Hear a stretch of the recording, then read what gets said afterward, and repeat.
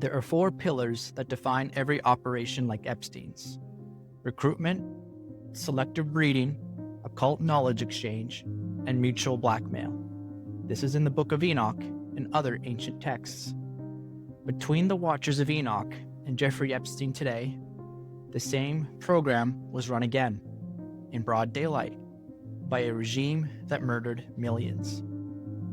Almost nobody connects modern genocide to ancient precedent, because we've been taught to treat one as mythology and the other as political history. Most people think the Nazi eugenics program was political. It wasn't just political, it was also theological. The direct intellectual genealogy of the Third Reich runs through occult societies that claim to be in contact with other worldly beings. In the late 1800s, Madame Blavatsky, Theosophy drew from older traditions, Vedic texts, Hermetic teachings, and even Jewish mystical traditions. She refined them into a racial theology that would eventually fuel a genocide against the very people whose mysticism she borrowed from. I'll be getting into the why in another video. Now, what I'm about to lay out involves racial ideology, not because I endorse it, I certainly don't, but because the people who built these programs were obsessed with it. You can't analyze the architecture without naming what they believed.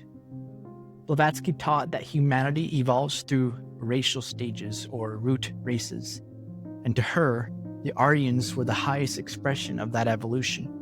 The word Aryan meant noble and referred to an ancient people from the Vedic texts. Blavatsky claimed her knowledge came from ascended masters, communicating with her directly.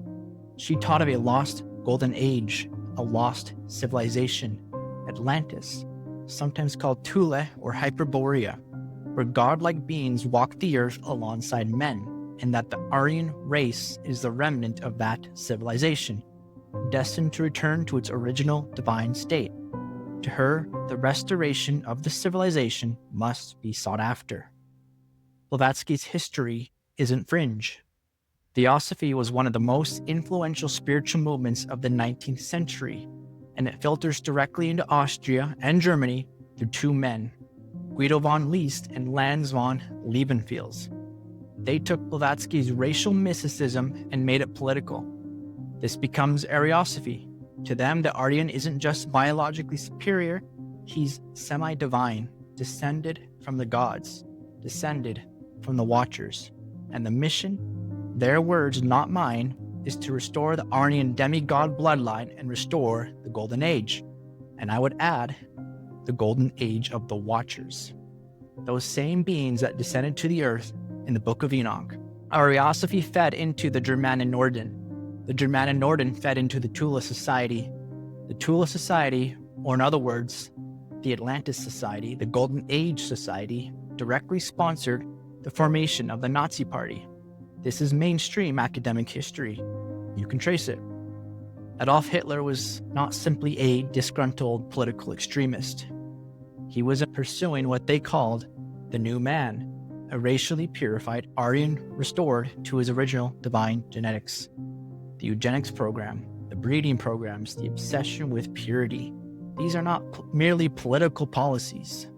They are the implementation of a theological vision that traces back through occult societies to claims of contact with supposedly divine beings. And the philosophical groundwork had already been laid. It was born out of atheism and Darwinism. Nietzsche, he took the theory of biological evolution to the next level. The Ubermensch, the Superman, or what we might now call the transhuman. This was the ultimate goal, the next stage of human evolution, to something supposedly better and greater than we currently are. Whether or not Nietzsche intended it precisely this way, the architects of the Reich took that idea and fused it with Aryan mysticism. To them, the new man wasn't just to be racially pure, he was to be the next stage of human evolution, or rather, a return to what humanity was supposed to be.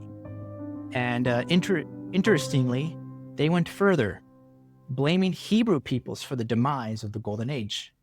And I'd add, if the Golden Age they're referring to is the pre-flood civilization described in 1st Enoch, then yes, the Hebrew tradition absolutely opposed this rule. Now, run the 4 pillars from my last video against what the Nazis actually built. First, recruitment.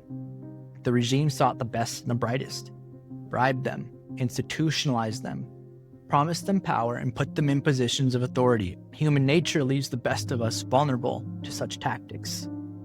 They were strategically sourced, carefully selected. Sound familiar? Second, selective breeding. The Lebensborn program. Young women selected across occupied Europe for specific genetic criteria. Women were impregnated by SS officers who were also selected for their genetic traits. Children were raised by the state. A literal industrial scale breeding program, a selective breeding program designed to produce what they considered to be a master race or a return to it. Third, knowledge exchange. The regime hoarded scientists the way Epstein hoarded scientists. And not only scientists, gifted spiritualists, mediums, or others with supposed supernatural talents. And of course, weapons and rocketry, physics, medicine, genetics, not for the advancement of society, but for the program of creating a new one. Biological experiments in the camps were not sadism for its own sake. Fourth, mutual blackmail. The SS oath. Total loyalty, every officer complicit in the crimes, just following orders. The crime is spread out among many, just like it was for the Watchers. And if you talk or even question the program, you're dead. Same architecture, same function and design. 4 pillars, different era. And here's what most people don't know. When the Nuremberg tribunals prosecuted Nazi leadership, the occult dimension was deliberately suppressed. Allies didn't want it in the public record. It made them uncomfortable as it didn't fit the narrative of a rational political evil. Or perhaps this suppression was part of the deal they struck to end the war. So the theological engine behind the entire Reich was quietly transferred. Operation Paperclip. The war ends, and instead of prosecuting Nazi scientists, the United States brings them in. 1,600 of them.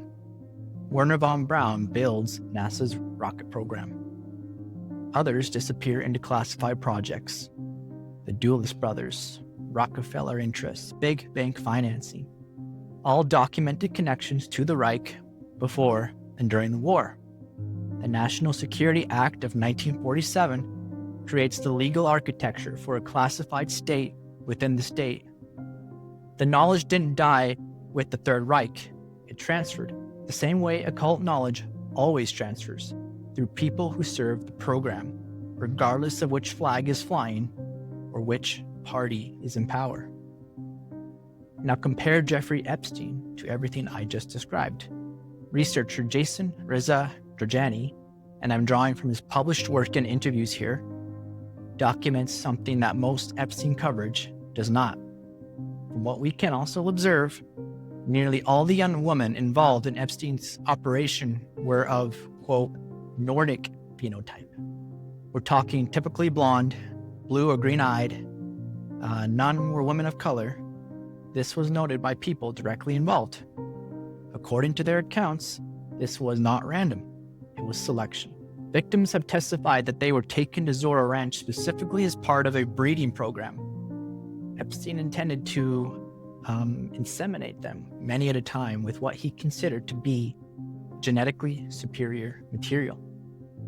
Now, did Epstein see himself as part of the bloodline he was cultivating? He may have, or maybe he was just a project manager, and the claim of spreading his own DNA could have been just a smokescreen. Either way, he was clearly serving a hierarchy above his pay grade. The program certainly valued him, the way it values anyone who's useful, for as long as they're useful. But the output of the breeding program wasn't aimed at producing more Jeffrey Epsteins only. It was aimed at producing something else entirely. something the architects, from Blavatsky to Himmler to Epstein, keep reaching for, but never quite embody themselves. Epstein funded Harvard's program for evolutionary dynamics and maintained access to the department for a decade after his first criminal prosecution. Harvard's own internal review confirmed this, and the most recent file releases show he was suggesting research topics and reviewing paper drafts before publication. When you put that next to the selective breeding program and everything else, you have to ask what it was actually for. He was funding cutting-edge genetics research at the same institutions where tools like CRISPR were being developed. And it wasn't just genetics. Emails released just weeks ago show that Epstein was being directly pitched by parapsychology researchers and engaging with them. One parapsychologist proposed a $90,000 project to prove psychic powers are real. He emailed Epstein a photograph of a spoon he claimed to have bent with his mind. Another proposal, forwarded to Epstein, involved telepathy experiments on autistic children. Deepak Chopra was sending him proposals for clairvoyance research using erotic stimuli. Now, why is a pedophile man funding a breeding program and cutting-edge genetics also entertaining research into telepathy and consciousness manipulation? What if they're not two separate interests? What if they're two tracks of the same program? Modify the body, open the mind. The Watchers in Enoch did both. They taught forbidden occult knowledge that changed the physical world, and they taught enchantments and signs that changed consciousness and spirituality. It's worth asking whether Epstein was running both tracks. Alan Dershowitz, Epstein's own attorney, said publicly that Epstein's talk about genetics, and I quote, freaked him out because it sounded like Nazi eugenics. The architecture is identical. Same selection criteria, same breeding logic, same obsession with genetic purity. And then there's Ghislaine Maxwell. Giorgiani documents that Maxwell employed a series of live-in male aides at her Manhattan townhouse. They happened to all be from Sweden, all young and blonde and physically fit. Now you could argue that's just a personal preference. You know, everyone has a type. But that doesn't explain why his hair was being collected from the pillows and the bathroom. That's not just attraction, that is sampling. From a single strand of hair, you can extract a complete genetic profile. His DNA was being collected. When he asked Maxwell about her preference for Swedish employees, her response was, "I've never even been to Sweden." She wasn't hiring Swedes because she had a connection to or a cultural interest in Sweden. She was selecting them for what they were genetically. This wasn't coincidence. They were collecting specific genetics, male and female, for a project that goes beyond anything the public narrative of sex trafficking can explain. Now, here's where I want you to sit with something uncomfortable. Not to draw any conclusions yet. Jeffrey Epstein was ethnically Ashkenazi Jewish, the same specific group the Nazi regime classified as racially inferior and targeted for extermination. 6 million of his own people were killed in the name of Aryan racial purity. His mentor and Ghislaine's father, Robert Maxwell, was one of the most prominent figures in Israeli intelligence history. And Epstein, from his heritage, ran a breeding program that selected for the same genetic criteria the Third Reich was trying to produce. And there's another layer. Epstein told scientists he wanted to seed the human race with his DNA. But the program he actually built selected for a genetic profile that wasn't quite his. Was the claim that it was his DNA perhaps a smokescreen? Maxwell was collecting DNA from Swedish men. The women were chosen for phenotype, not for proximity to Epstein. So whose genetics was this program actually designed to produce? Was Epstein the biological model, or was he a project manager running an operation that is still hidden to us? Perhaps it continues under new management. The same paradox applies to the Reich itself. The project didn't end. Hitler didn't look Aryan. Goebbels didn't. Himmler didn't. None of them fit the phenotype they built a genocide around. And Epstein didn't match the genetic profile his program selected for either. But both programs pursued it obsessively, as if they were compensating for something. They weren't reproducing themselves. They were reproducing something above them, or something they revered, or something or someone they answered to, or dare I say, worshipped. If the architects don't match their own output, then who does? What do they look like? And who is the product being built for? I'm not making this as a claim or an assertion. I'm asking a question. Is it possible that this program is older and bigger than any national identity, any ethnic identity, any political movement, that it uses people, all people or anyone, as pawns for restoring a prior golden age where supposed gods walked among men? Nothing is as it seems. If Epstein was just a black male, sex trafficking, occult eugenicist, I could stop here. But the details don't allow it. Ghislaine Maxwell named her personal submarine Atlantis. On Little St. James Island, there was a temple to Poseidon. Poseidon is the patron deity of Atlantis. The Atlanteans, according to Plato, were descendants of interbreeding between gods and mankind. On Zorro Ranch, where Epstein's breeding program was operated, he built a labyrinth. The temple is photographed. The labyrinth is documented. And according to Giordani, the design of that labyrinth matches the ground plan of Atlantis as described in Plato's dialogues. Maxwell spent years attempting to locate Atlantean ruins in the Caribbean. Giordani noted that her father, Robert Maxwell, was close friends with Jacques Cousteau, and that Cousteau had admitted that his entire career in oceanography was driven by one thing: finding Atlantis. Epstein hosted a conference with leading physicists. The title of the conference was Conquering Gravity. He took Stephen Hawking out in the Atlantis submarine to study what Giordani described as gravitational anomalies in what we call the Bermuda Triangle.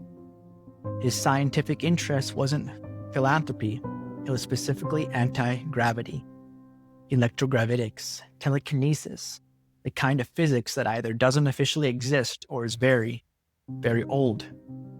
Now ask, why would a black male operator and a breeding program designer care about Atlantis? Why would someone running a eugenics project build an Atlantean labyrinth on the same ranch where women were being inseminated? Why name your submarine Atlantis and put a temple to Poseidon on your island? What if the breeding program and the Atlantis obsession aren't two separate interests? The Aryan Golden Age, Tula, Hyperborea, Atlantis. Different names across different traditions for the same claim. There was a prior civilization where divine beings and humans coexisted. And the mission of the occultists is to restore it by any means necessary. If you're familiar with the Book of Enoch, or even the Sumerian tablets, surely this sounds familiar. Epstein told Steve Bannon his philanthropy focused on things that, in his own words, appear to be unexplainable by mathematics. He wasn't funding science for science's sake. He was chasing what lies beyond it. And his recently released emails confirm this. Epstein purchased books on sex magic, Kabbalah, and the teachings of Aleister Crowley. These aren't casual reads. These are instruction manuals for the same occult traditions that fed the Ariosophy we discussed earlier. And he wasn't just reading. He was engaging directly with researchers studying telepathy, consciousness manipulation, and what scientists call PSI phenomena.